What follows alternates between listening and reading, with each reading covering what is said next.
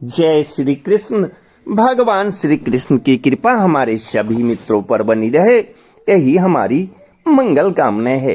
तो लड्डू गोपाल को प्रसन्न करने के कुछ आसान उपाय। बाल रूप श्री लड्डू गोपाल से जैसा आप प्रेम करेंगे उससे 1000 गुना प्रेम वह आपके साथ करेंगे। जो श्री लड्डू गोपाल की सेवा ध्यान में तन्मय रहता है उसके ऊपर संसार के सुख दुख का प्रभाव नहीं पड़ता है। उसके अनेक जन्मों के पाप एक ही जन्म में समाप्त हो जाते हैं और गरीबी दूर होकर घर में माँ लक्ष्मी का वास होता है, क्योंकि श्री लड्डू गोपाल का एक नाम है भक्त दारिद्र्य यदमनो।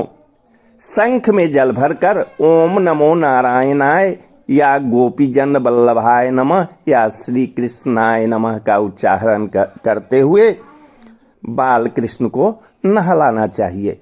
इससे मनुष्य के सारे पाप दूर हो जाते हैं। अगर संभव हो सके तो प्रतिदिन अन्यथा द्वादशी और पूर्णिमा को श्री लड्डू गोपाल को गाय के दूध से स्नान करके चंदन अर्पित करना चाहिए।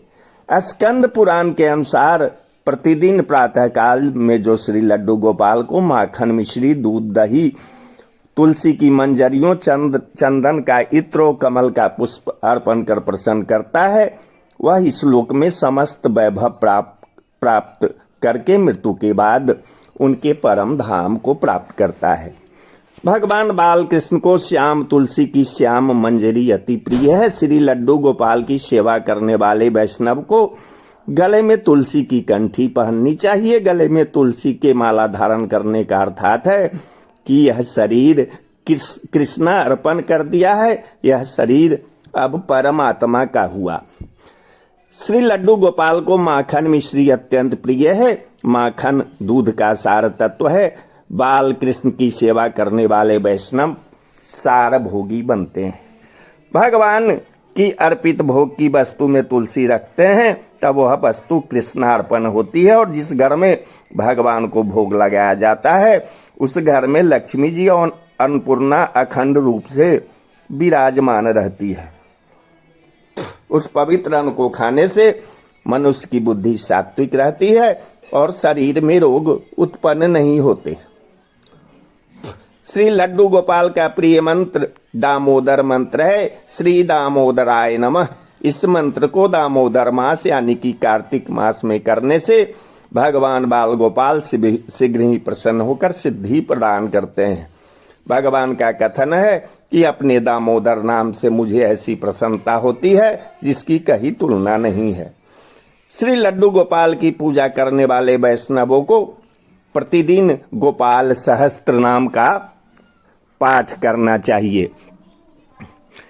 इसके अतिरिक्त श्रीमद् भगवत पुराण के 10वें स्कंद का प्रतिदिन पाठ चाहे एक श्लोक का ही क्यों न हो और गीता का भी पाठ बाल कृष्ण को बहुत प्रिय है।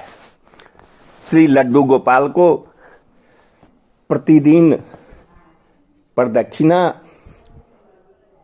और साष्टांग प्रणाम करने से भी लड्डू गोपाल की कृपा शीघ्र प्राप्त होती है। श्री गोपाल जी के सहस्त्र नामों से कुद नाम है नित्य सेवो नित्य सौखो नित्य श्री नित्य मंगल। श्री गोपाल सहस्त्र नाम अर्थात वे नित्य उत्सवमय सदा सुख सौखमय शोभामय और मंगलमय। श्री कृष्ण के लिए माता यशोदा नित्य ही उत्सव मनाती थी। बाल कृष्ण ने जब पहली बार करवट ली तो उस दिन माता ने कटी परिवर्तन उत्सव मनाया था और गरीब ग्वालों और गोपियों की पूजा कर उन्हें दान दिया था। इसी कारण ब्रजमंडल में भगवान श्री कृष्ण के नित्य कोई न कोई उत्सव होते रहते हैं। घर में ठाकुर जी को प्रतिष्ठित करने के बाद जब भी संभव हो उनकी प्रसन्नता के लिए उत्सव किए जाने चाहिए। उत्सव भगवान को स्मरण करने और जगत भुलाने के लिए है। उत्सव के दिन भूख प्यास भुलाई जाती है, देह का बोध भुलाया जाता है। उत्सव में धन गौण है, मन मुख्य है। विभिन्न उत्सवों पर भगवान को ऋतु अनुकूल सुंदर पोशाक और श्रृंगार धारण कराकर दर्पण दिखाया जाना चाहिए, क्योंकि बाल कृष्ण अपने रूप पर ही मोहित होकर रिझ जाते हैं, प्रसन्न हो जाते हैं। बाल गोपाल को बच्चे की भांति उन्हें सुंदर खिलौने, गाय, मोर, हंस, बत्तख, झुनझुना, फिरकनी, गेंदबल्ला, झूला आदि सजाकर प्रसन्न करना चाहिए। श्री लड्डू गोपाल को प्रतिदिन कोमल मुलायम बिस्तर पर शयन कराना चाहिए। प्रेम बंधन से ही बंधते हैं भगवान। यदि वैष्णव भगवान की अपेक्षा जगत से अधिक प्रेम करता है तो यह बात ठाकुर जी को नहीं सुहाती।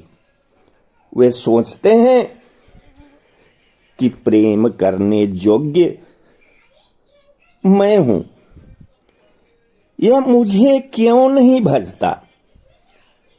मनुष्य जब भगवान का नाम जप, सेवा, अर्चना करता है तो उन्हें उसके योग क्षेम की चिंता होती है। मैं भगवान का हूं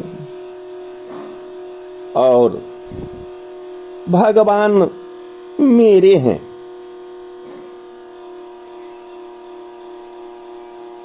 ऐसा भाव रखकर, ऐसा प्रेम रखकर जो भगवान श्री कृष्ण के बाल स्वरूप